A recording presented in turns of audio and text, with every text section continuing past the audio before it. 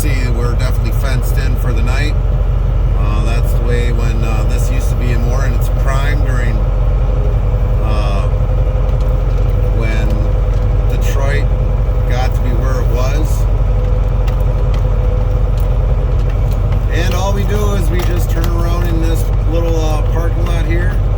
We park the truck, we take our sleeper berth here. We don't have to worry about anything coming in or anything for that nature. There is security around here.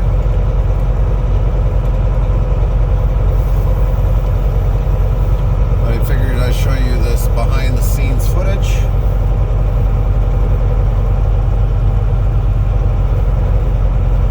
And we'll park it right next to this driver right here until we get called early in the morning, which probably might be 5 o'clock in the morning.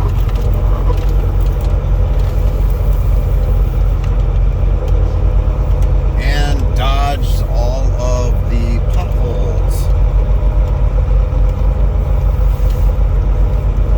But down on the other end down there where you see is where we go and unload, so they definitely allow us to park here overnight. And we've got quite a few facilities like that.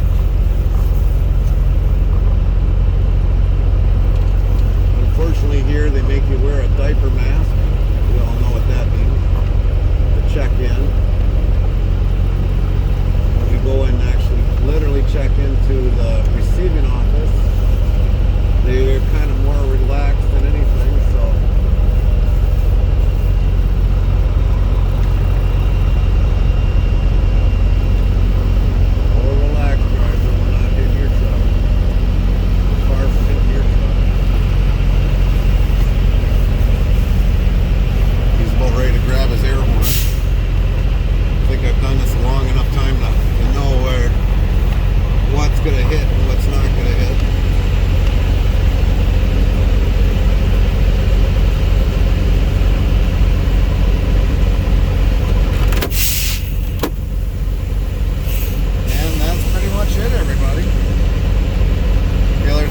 do is figure out what's going on with the truck, active faults.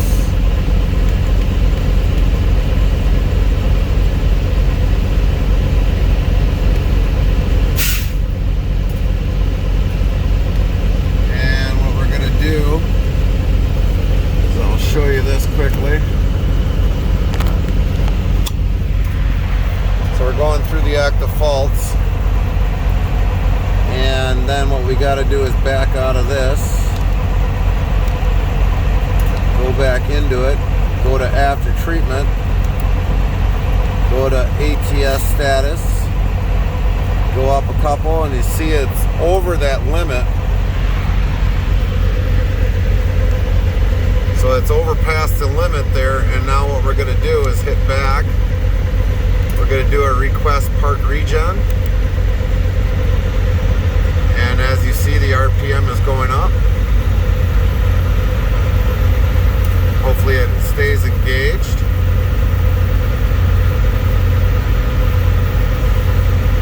And this could take up to 30 minutes, 45 minutes. Yeah, it jumped out of it. So it doesn't want to stay engaged. And of course we got a light that's down there, just under the oil pressure gauge, that's lit up. So we will try it again.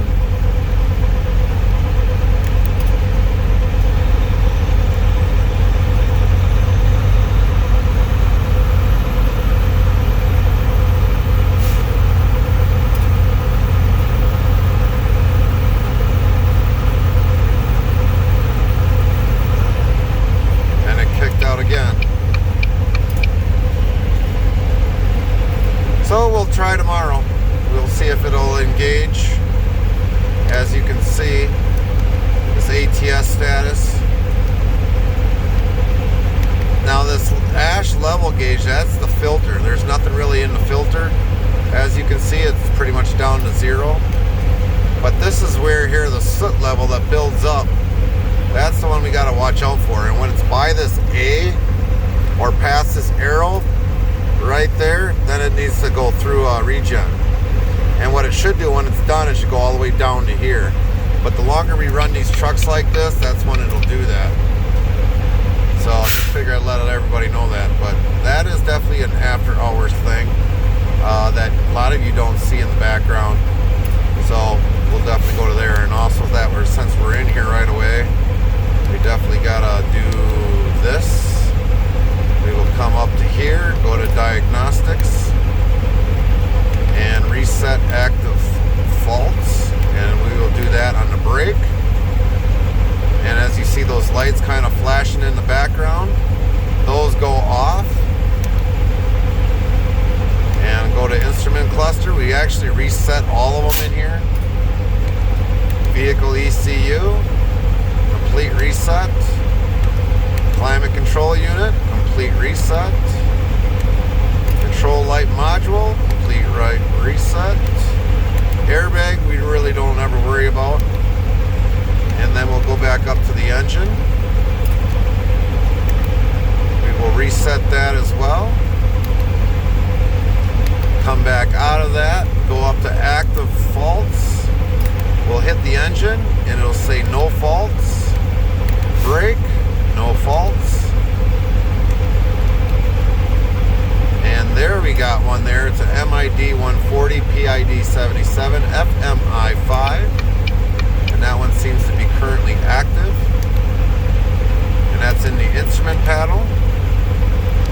No faults on the vehicle ECU, the climate unit, control module, or I know the airbag won't. So we'll go back out of here, come back into here, go to after treatment now. Let's see if we can do a requested regen, part regen. Hit that. We'll see if it stays activated this time.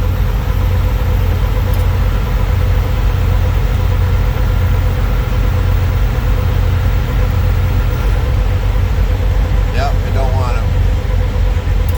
So what we'll do is we'll look at it tomorrow morning while we're parked.